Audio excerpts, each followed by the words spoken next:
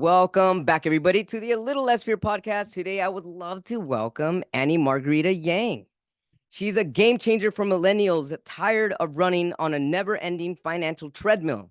Yep, this is her, Annie Margarita Yang. This girl is on fire. And not only is she a money saving guru with over 1 million YouTube views, but she's also written Amazon bestsellers like The 5-Day Job Search and 1,000 Ways to Save Money. Annie's not a Gen Xer or from an earlier generation. She's a millennial who understands how crazy the job market and keeping a positive bank account status is right now. So if you're overwhelmed by your student loan debt, finding a better job, or how you'll pay all your bills, Annie's latest book has the tips you need. Welcome to the A Little Less Fear podcast, Annie Margarita Yang. I love your name. It's awesome. Lino, thanks for having me on.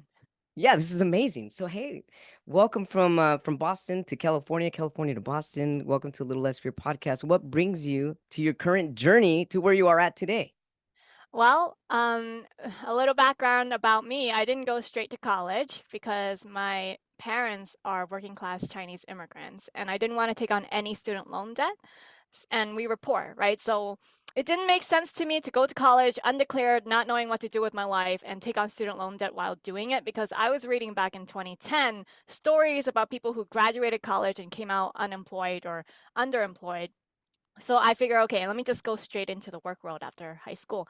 So I worked a whole string of minimum wage jobs. Then after that, I ended up getting a bachelor's degree in communications. But right after that, I was working at Domino's Pizza for $7.50 an hour.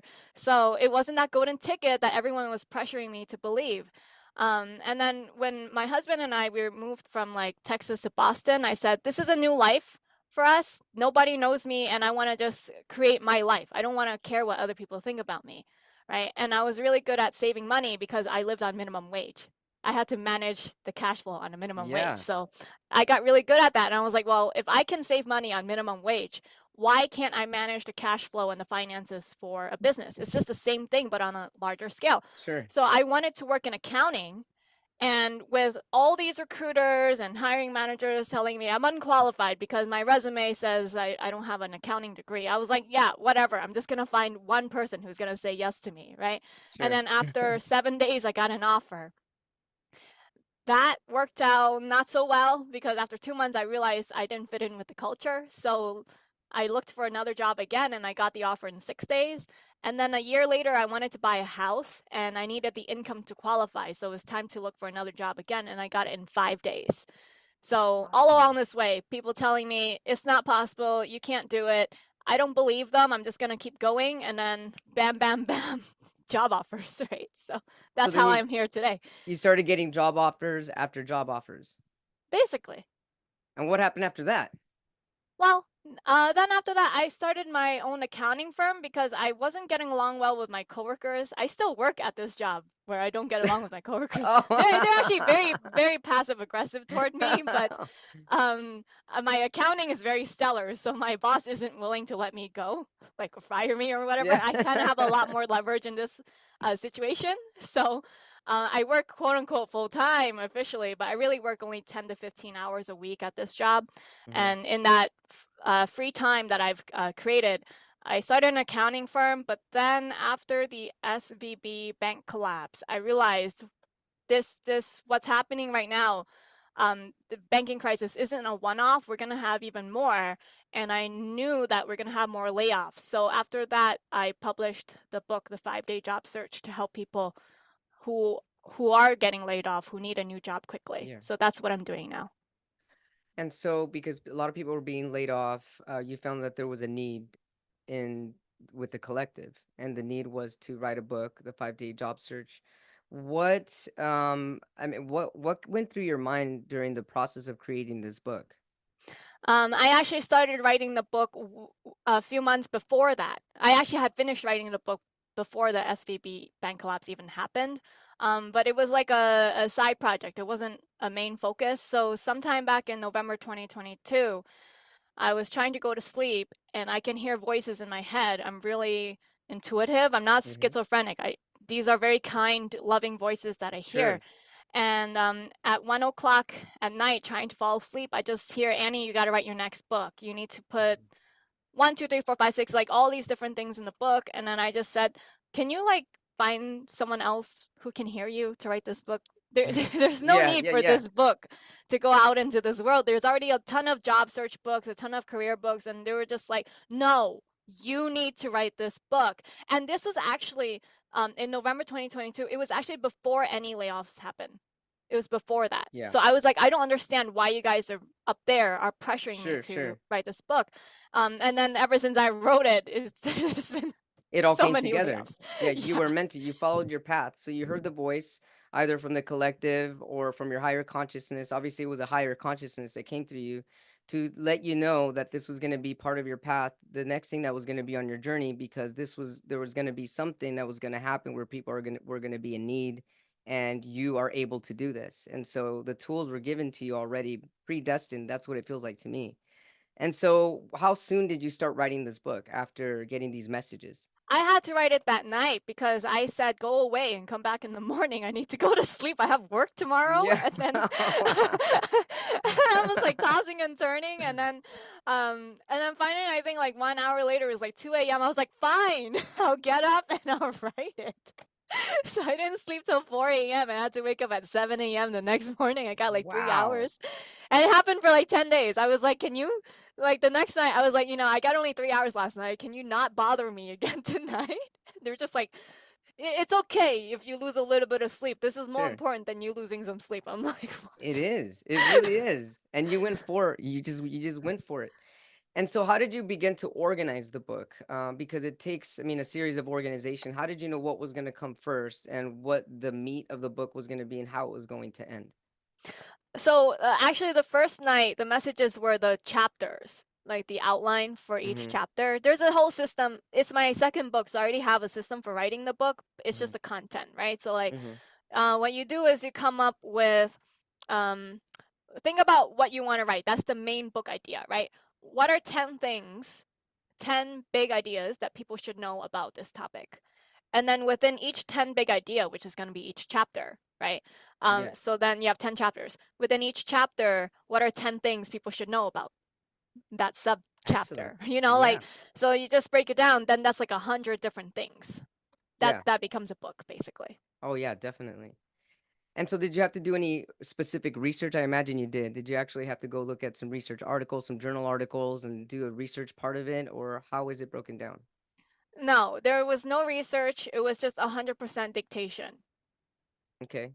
Yeah. So it was just like literally what I saw when I did this book is I literally saw the last 10 years of my life flash before me, Mm-hmm. and like all the pieces of the puzzle and the journey just somehow all culminated into all the lessons about a job search that should be in this book. It was very, really weird, because while I was going through all these things in the last 10 years, where I was like, why am I? So I have a very high IQ, and I went to very prestigious high school as well, straight A's all throughout K to 12. So Uh-huh. I was just like, with my kind of background, Yeah. right? Why is it that God has always given me minimum wage jobs? Sure. Right. Why does I would God be keep asking the putting same me? question. Yeah. God, why do you do this? I'm smart and Right. capable. Why do you do this to me? Or Yeah. like, there was this one point that was very traumatic for me. I was working as a foot fetish model, letting men touch my feet, for $40 for 10 minutes. It was extremely traumatizing for me to the point where like I went out in public wearing a hijab because I didn't want men to look at me in the eye. Like I couldn't handle that. It was that Mm. bad. And I always, ever since that incident when I was 19, I would also ask God, why did you put me through that? Like, Yeah. why did I have to go through that? I don't understand. And then it wasn't until I actually heard the messages for this book that I was like, now I get it. I get why I had to have that experience, is because I need to actually um, be the public figure that tells young ladies who are 18 or 19 Yeah. years old, don't do OnlyFans. Don't Right. sell your body for money. Like I have to actually be the one to say that, but if I never went through that, then like I wouldn't have any credibility in what I say, you know? That definitely makes sense, Annie. You were able to change that trauma into helping people with it. That's really incredible. That's really beautiful that you were able to metamorphosize that energy into something that's going to help so many women and men. I mean, people in general. Hmm. So what tell us more about this book. This is really incredible. So the 5-day job search. What can someone learn as far as let's say that somebody's burnt out from the job that they've been working at for 15, 20 years. How does someone start begin to even look for a new job after so long being committed, but feeling that they're no longer going anywhere or feeling like they're stagnant or stuck? How does someone even begin to start to look again into their next path? The first thing is to first figure out what you want to do. People don't even know the answer to this. If I ask people, what do you want to do? They start telling me what they don't want to do. Yeah. Oh yeah. They Yeah. start saying, I don't want to clean toilets. I don't want to haul trash. I'm like, Right. okay, yeah, there's like a million things you don't want to do. What is Sure. the one thing you do want to do? That's the hardest question. If That is if the y- hardest if question, you can actually. answer that question, then everything after that is actually easy. And I actually cannot give like a set, oh, do this, do the meditation and you'll figure it out, or like Sure. listen to this podcast and you figure out it. There's no one way, Right. really. Yeah. No, there isn't one there's not one way. And it's really interesting because that goes for almost anything in life. It seems that a lot of people really don't know what they want, whether it's relationships or whether it's in life in general. I mean, as they know what they don't want, but they haven't really looked into the positive part. What do I want?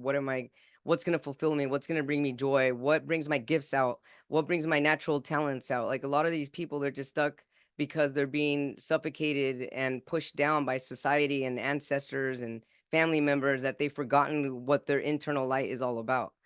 So, as far as this 5-day job search, what can somebody look? Why 5 days? How about that? Why 5 days? Uh, 5 days is because I needed something catchy, and I know a lot of people like instant results, and I want to feed that like instant gratification that people have. Okay. But if you've come across the 4 Hour Work Week by Tim Ferriss, you're like, wow, I could work only 4 hours a week. And then you Yeah. open the book and you start reading it, and he starts outlining how difficult it is and all the systems and processes you have to put in place so that you can finally walk away and work only 4 hours managing someone else who's doing all the work. Right? Yeah. But to get to that point is actually a lot of work to even get there. Um, so it was the same thing. to to get to the point where you're worthy, you're the kind of person that's um, capable and able to get a Yeah. job in 5 days, you actually have to put in all the legwork to, Sure, of course. yeah. Definitely. And also, you talk about interviewing skills. How can somebody interview with confidence and land their dream job or the next job that's they're meant to have or that they've been desiring to have?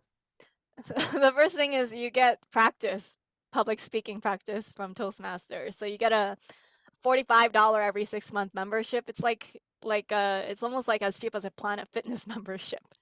Right? And then you go every single week and you do 10 speeches. Like, let's say if you go at a rate of giving one speech a month, Mm-hmm. then you'll improve enough that you get better from your last speech because you implement all the feedback. Yeah. I think that's actually a good rate to go. That's the way I did it, one speech a Uh-huh. month. And then you get an award after that. So you feel accomplished. And then also at these meetings, they do something called table topics, where they would just randomly pick on someone in the audience, and then you have to walk up to the front, shake that person's hand. So you learn how to shake someone's hand properly, Yeah. give the eye contact as well. And then only after you're up there and you've shaken the person's hand, they ask you a random question that you have to answer on the spot for 1 to 2 minutes. And they time you. So, What's an example of a random question? random question is like, what is your opinion on higher education? Okay. Just anything random. Sometimes they have a theme, sometimes they don't. It really depends on whoever is doing it that day. And you found that this process helped you with your interviewing process. Yes, yes, because now I can pretty much answer any question on the fly. Like, I don't have to pre-rehearse anything.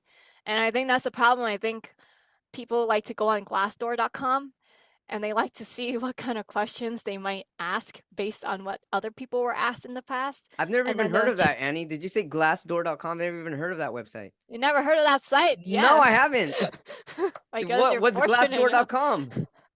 It's this site where people can review and rate their employers. Oh wow. Okay. Wow. So if you've ever Okay. gotten an interview at a potential employer or you actually work there, you can actually leave a rating or a review. Oh my Yeah. god.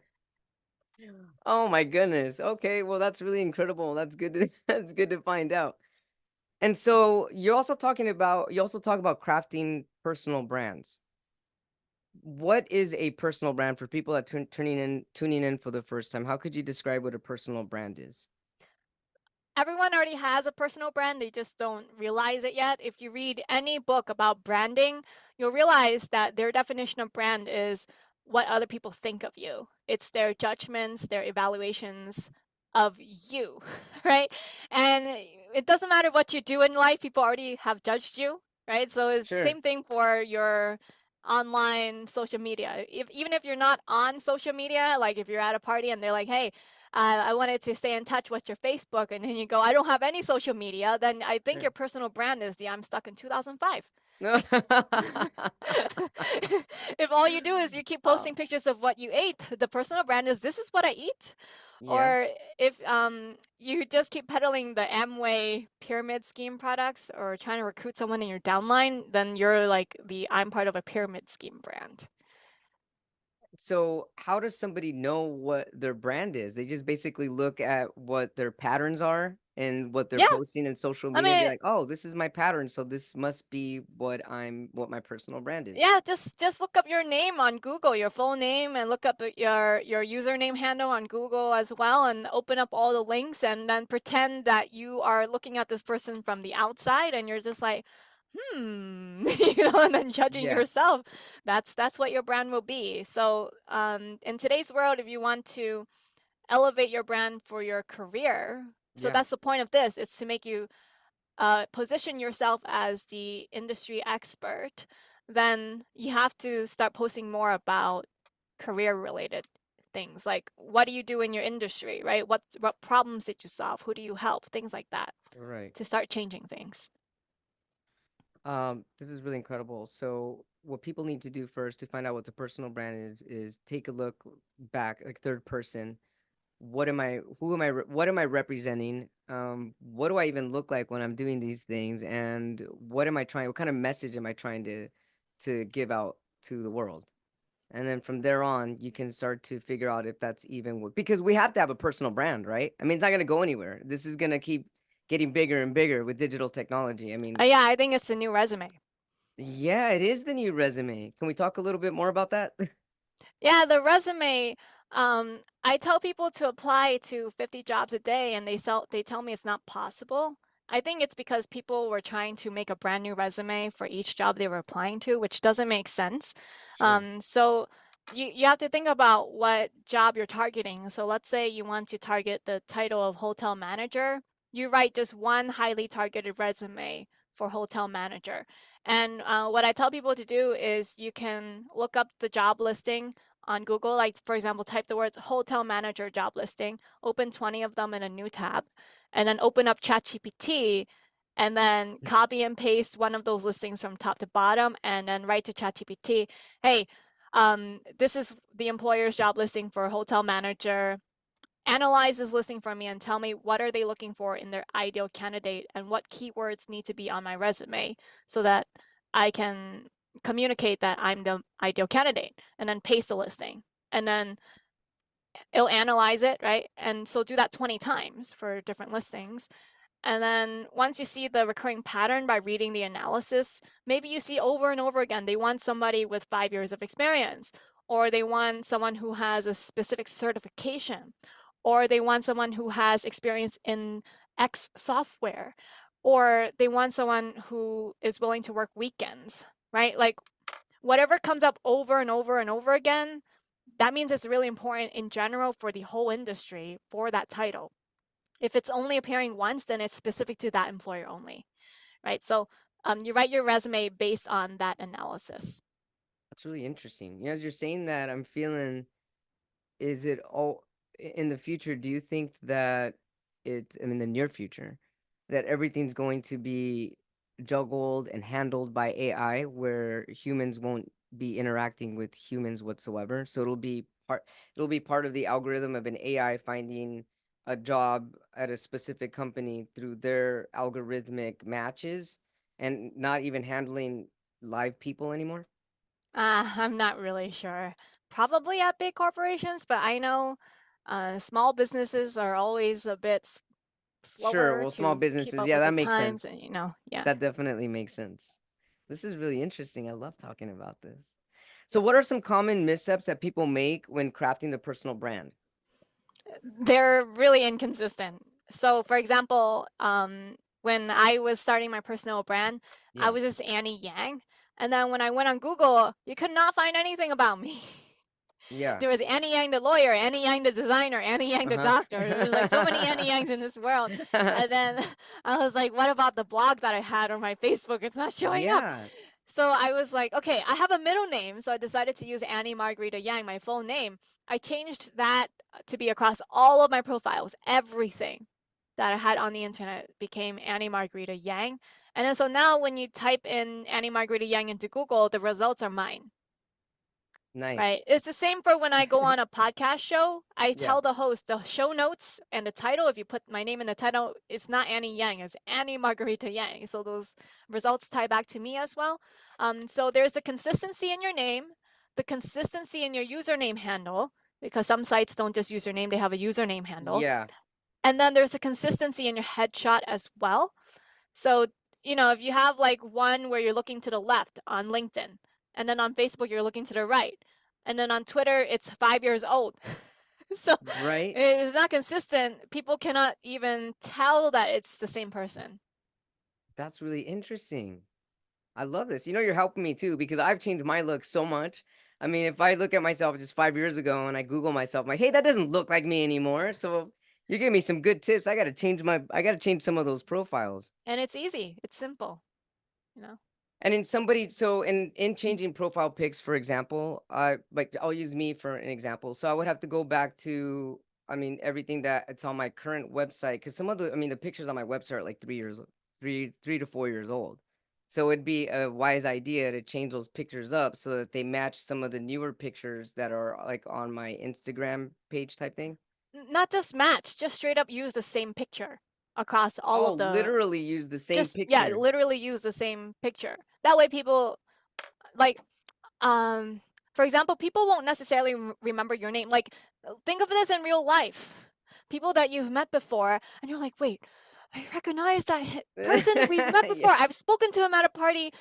What was his name? Right? right? So, yeah, people have problems remembering the name, but they can recognize I've seen him Faces. somewhere before, right? But the thing is, the thumbnail, the profile picture, if you're on a phone or something, it's so small. It's like literally the size of your thumbnail. Yeah, yeah, it That's why it's is. called a That's why it's called thumbnail. thumbnail. Yeah. So if you use one that's zoomed far out, very far out, that's like it shows your elbows as well or Yeah. full body instead of like from neck, like collarbone slash neck up, Uh-huh. right? Where you can really see your face. Or if you just straight up don't use the same picture across all these platforms, they cannot recognize instantly that, wait, I've seen her somewhere before. Yeah. Wow, these are great tips. This is amazing. So how did you learn this?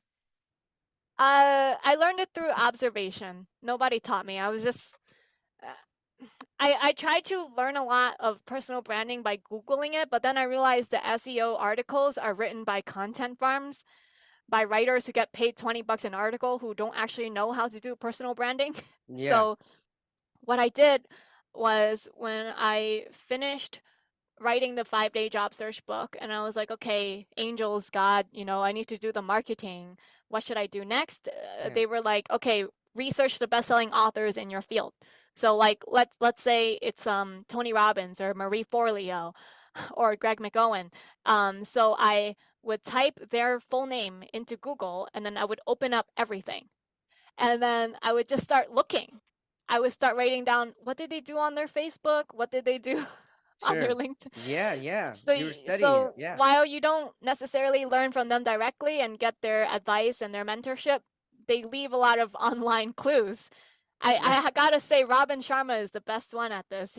His brand is very polished, and he actually does use the same headshot across all profiles. He even uses the Wow. same banner across all his profiles as What? well. Very, very consistent. That's amazing. I love all these tips that you're giving. This is great. And so you had to make sure that that Annie Margarita Yang was consistent and you had to make sure that your profile picture was consistent, what else needed to be consistent? The the bio. You see, if you keep making a new bio for, like, let's say you became a writer for the New York Times, and then you 2 years later became a writer for Business Insider, that stuff, the byline, the bio, and Yeah. then the bio actually on your site is outdated. That's like from 5 years ago. It's not consistent in and of itself. And so when people stumble across you, they're not like up to date with the latest thing that you're doing. So you should Uh-huh. also update that bio, and that needs to also be professionally written. I literally, this is so stupid. I don't even know why I thought like this, but I thought that if you're so good at what you do and so amazing, one day somebody is just going to knock on your door and say, Yeah. "Wake up, wake up. I have something to tell you." Okay, what is it? I want to make you so amazing. I want to do your public relations. I want to write a professional bio for you. I want to show you off to the world. I want to give you an award. And then I was like, "Wait, that doesn't actually happen." Like, unless you're like Justin Bieber, where someone found you Right. on YouTube and then they Right, just right, were like, "He's right. talented, let's take him." And then Sure. we'll pour all this money into Justin Bieber to make him Yeah. world famous, right? It doesn't actually happen, right? And then I was like, "Wait, I'm not gonna get a professional bio unless I pay for it myself." Like, that's the only way. So I just paid a copywriter to write it. Well, that's amazing. And so when somebody pays a copywriter to get a professional bio, what goes into that? And what makes it a professional bio? Is it adding SEO to it? I mean, specific keywords? What makes it professional? I think the first thing my writer asked me is she asked me what did I want to do? Like, what is this trying to accomplish? Because at the time I was just a YouTuber, and then also what was I? Just accountant, Hmm. basically. Uh, and then she was just like, "But who are you trying to help? What are you trying to provide? What Hmm. value do you provide to people?" So that was the Yeah. focus. Is like, what do you want to do for your future? It's not about what you've done in the past. That's the first thing. And then the second thing is she managed. I don't know how she does it, but maybe because I'm too close to myself to be objective, so I'm Yeah. a little bit more self-conscious. But like for example, my YouTube channel has 18,000 subscribers, but it has 1 million views, right? But so these days, when you have 18,000 subscribers, it's a small channel, right? These days, yeah. It's not like back in 2005 was like, wow, you have 18,000. No, it's these days it's considered small. So I actually was a little self-conscious about that. But then I told her about that, and then she just straight up didn't even include that. She just said Annie Margarita Yang's YouTube channel has 1 million views. And then I was like, oh, she like just Yes. handpicked the facts that sound Right. better. Yes. Yeah, Oh, that makes sense. That's incredible. And how yeah. did you find this copywriter? I found her also through a Google search, but I specifically wanted someone who did it herself and not like a company that pays an intern or someone else minimum wage to write it. So Sure. her name is Cheryl Clark, and the name of her company is Phenomenal Writing LLC. She's a not one man, one woman company. So when you're working with her, it's just with her. That's awesome. Thanks so much for that information. That's really incredible input. And so you have two books out, The 5 Day Search and The 1000 Ways to Save Money, correct? That's right. Do you feel a third book coming out? I think I could write maybe even 100 books. Oh, I'm sure you can. Yeah, I think because what I want to do is I want to help people with their finances, but it's hard to help people one on one, I think Yeah. I want to just give people the information and they should be able to help themselves at Yes. their own pace, especially because Yes. people feel guilty and shame and embarrassment around money. Right. It's something they want to keep private, so I think I would just want to keep writing books and creating content. So I do plan on writing maybe like a whole set of books, just like the series for dummies. Uh-huh. Oh, I They love have that. like they have like That's awesome. 2,000 books in their series, right? So Yeah, they something do. similar to that. Yeah. And so what's the biggest takeaway from your 1001 ways to say why 1001? 1001 Because ways to save money. that sounds nicer than 500 or Okay. 100. Yeah. Well, there is that, right? But because also when I was working minimum wage jobs, I had people who made more money than me. and they came up to me. They were just like, "I don't understand how you can save 25% of your income on minimum wage." And then I was just like, "I don't understand how you can't." And Yeah. then I started listing ways, and then I kind of just got sick of people coming to me with the same question over and over again. I was just Yeah. like, "Why don't I just write this reference book? There's 1,000 of them, and you can just handpick the ones that apply to your life because if I tell someone to move into a studio apartment to save money, it doesn't make sense if you have two kids, like Right. so it's different for everybody. So I just have this 1,000 and people should apply it based on their own situation. That's awesome, Annie. And when you wrote that book, did you also get that in the form of messages? Like you have to write this book? That one specifically, that's weird. I stumbled upon it. That was a stumble upon idea. So what I wanted to do is I wanted to do something like Dave Ramsey. I was like, Dave Ramsey's famous. He has his radio show, and I want to help people with their finances. And there's no such thing as a W-2 job where you do that. And at the time, I was in community college, and nobody could tell me how I could progress in my career in helping people with their finances. A financial advisor just sells stocks. They try to Yeah. sell you a fund, and that's not what I'm trying to do. I'm trying to actually sell people information. That's a completely different thing. And nobody could give me advice. The only advice they gave me was you have to network. Okay. And so I went to the Small Business Expo. The entry fee was free. I went there, it was in Javits Center. And then I came across this high pressure sales pitch that was like, okay, um, if you want to write a book and grow rich, publish a book and grow rich, or something like that, the Yeah. normal workshop is $999. But if you Yeah. buy it today, it's going to be $97. And nobody, Right. nobody's buying it. Nobody's buying it. Right. And then they said if you buy it now, it's $97 and then you can bring a friend for free. So I turned to the person next to me who I don't know. I was like, "Do you want to go?" She's like, "Yeah." "How about I buy it then? I'll call you my friend and you pay me for half of that." So I really paid not even $50 for this. I went to the workshop and then they were just like, "Oh, if you want to build credibility in your field and become seen as an expert, all you need to do is write a book." People think if you write a book, you have authority. That's where the word author comes from, authority, Interesting. right? And so they said to do that, and they were just like, "You got to write a book quick, some topic you know so well, you can write it in under 40 hours." And I was Yeah. like, "Well, the story of my life, saving Sure. money, Yeah. save money." Right. So I just stumbled upon that idea. I didn't hear that. That's awesome. I love that story, Annie. That's really motivating. And even though you just stumbled on it, it's still a path that you chose to listen to, and it's still a path that you decided to walk. And so you may have stumbled into it, but you also trusted your intuition, which is really, really what a lot of people, um, I feel that a lot of people need to trust their intuition more to get them to the next step or to get them to the next phase in their life. And that's something that you're really good at. That's amazing. For real. That's great. So how can feedback from like friends and family play a role in people's careers and in personal branding? Well, feedback, when you know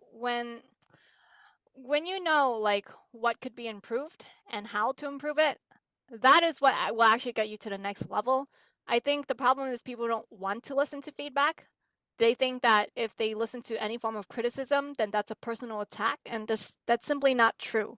Like I'm the kind of person, because I can take feedback quite well, I will give unsolicited feedback, and then I have gotten very bad reactions from people in return because it's unsolicited, right? So I've come to Yeah. realize that you have to ask for feedback, because I no longer give unsolicited feedback. I only give feedback if someone asks. And I've come to realize if you want to get better, you actually have to go and ask the people around you, what do you think could be improved? It could be in anything, not just your personal Mhm. brand.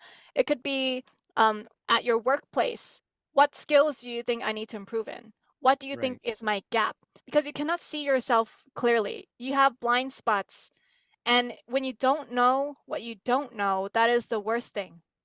Yeah. That is worse than knowing what you don't know, because at least you know you don't know it, you can work on it. But if you don't know you don't know it, you'll never be able to work on it or fix your problem. So that's why it's important to ask for feedback when it comes to your personal branding. That really is super duper important. I can also see how some people can get defensive or even hurt by constructive criticism. Like, well, what do you mean? So it's really important to take a look and know that this is actually for your benefit and for your greater good. And also, like, who do you know? Like, who are the right people to ask this type of feedback? You only ask for feedback from people who are already doing what you want to do. Do not listen to people who are not doing and do not have the results that you already want to do. Um, this is so basic and simple, but Right. it is actually the number one secret to success. Right. It is very important. You be careful who you listen to. It is the last of greatest freedoms. I know you're a Buddhist, so you understand this.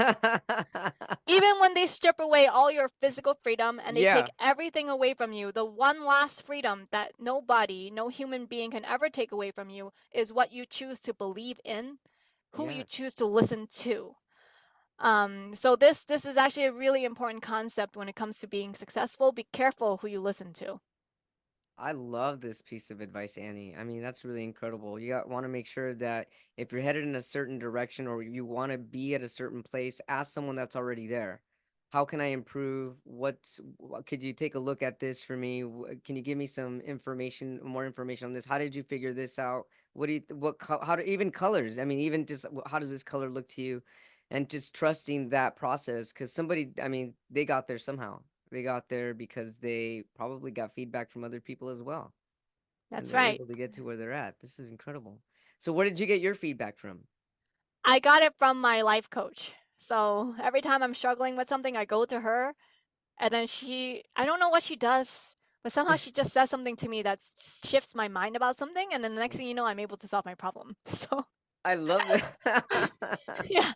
But yeah, like for example, let me give you an example of a way people get the wrong feedback, wrong advice. Yeah, Like when you're 18 and you're trying to figure out what to do with your life and you're deciding on your major, who do you ask? yeah, You start asking your parents, Mom, Dad, how do I become an artist? Mom, Dad, how do I become an engineer? Ask your guidance counselor, who's my guidance counselor, how do I become an accountant? sure. Like how do I do accounting well? Like that's the wrong person to ask. Right. Yeah, But they keep definitely. asking the teacher, they ask the guidance counselor, they ask their parents because these are people that they've Yeah, known, but that's actually the wrong person to ask. You yeah, have to ask the actual engineer. Do you like right. what you do? What do you not like about what you do? So I make sure maybe this is not the right career for me, right? Yeah, If you want to make a lot of money, if that's the thing you want to do, you go to a business owner and you ask the business owner, what advice do you have for me? You don't go to your teacher, your guidance counselor, your parent, right. okay? Oh, Annie, I love this advice. This is incredible. I love this. You mentioned earlier you have your bachelor's in communication. I also have my bachelor's in communication. And I remember back in the day, I really didn't know. I didn't have this type of guidance either. I just went with what I felt was natural for me at the time, which was communication. And so that's what I ended up with getting my bachelor's in, but ended up with psychology degrees. But it's still Wow. communication. It's still communication either way. We're You're constantly literally using communicating. it. You're on a podcast. I know, right? I know I am. I love this. What about storytelling? How can that play a role in personal branding, storytelling? Well, people connect more to your story than your skills and your experience. Yeah. They want to get to know you as a person. So, what I tell people is they have to think about their own. uh, This is a little too deep, maybe, but your ascribed identity. So the things about your identity that you can't change. Like, for example, I'm a woman. Mhm. I'm a millennial.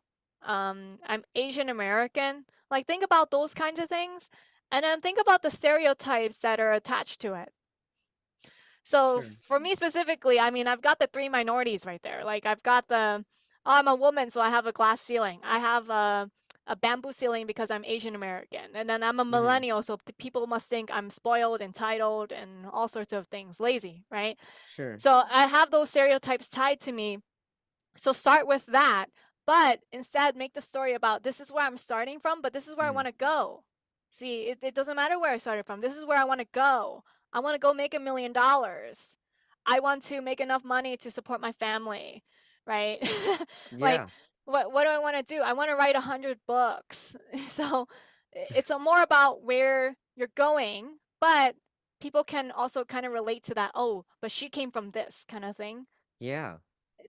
Just don't make it a victim mindset kind of story, Oh, think yeah. more Get out about of the like, "This is victim where I'm consciousness. going. Right. Where am I going?" Yeah, so turn that into your story. I love this, Annie. This has been really amazing, really motivating. I love your energy. Thank you so much for being on a Little Less Fear podcast. Do you have any final words? What's one thing you want the world to know? I think I want the world to know they've gotta go big or go home.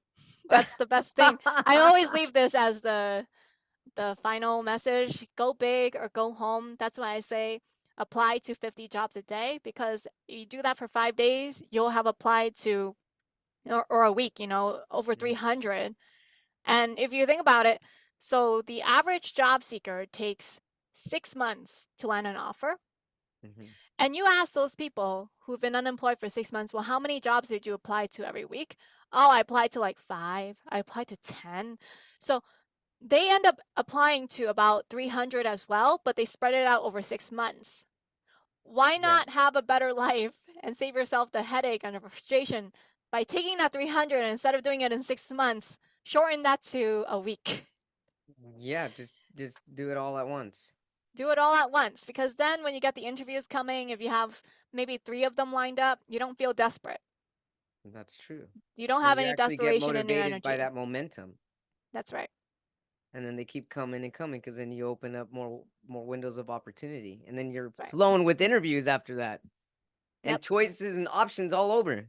Because your energy attracts opportunities to you. Yes. Oh my goodness. I love this. Where can our viewers, our watchers, and our listeners find your books and get a hold of you if they need to get a hold of you? The best way to get a hold of me is by heading over to AnnieYangFinancial.com. That's ANNIEYANG Financial.com.